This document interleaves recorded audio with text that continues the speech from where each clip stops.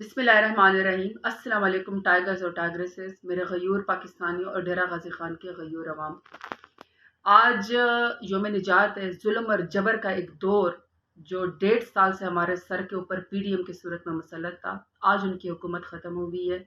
चादर और चार दीवारी को पामाल किया गया, ख़वातीन को सड़कों पर घसीटा गया, किसी सियासी कारकुन और लीडर को नहीं बख्शा गया।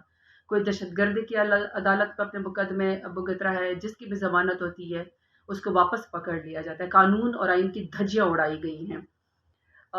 85 वज़रा की फौज हमारे सर के ऊपर मुसल्लत है और आप आटे की लाइन में जलीलो ख्वार हो रहे थे।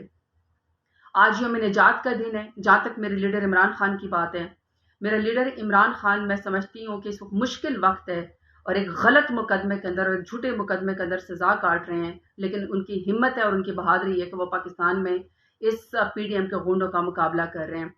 मुश्किल वक्त है उनके ऊपर भी, हमारी पार्टी के ऊपर भी और पाकिस्तानी के ऊपर भी, लेकिन मुझे अल्लाह ताला की मेरा ईमान है अल्लाह ताला की अजमत के ऊपर और किब्रियाई के ऊपर, कि जब मेरा लीडर इमरान खान वज़ीर आज़म था तो वो मदीना की गलियों में नंगे पैर उतरता था।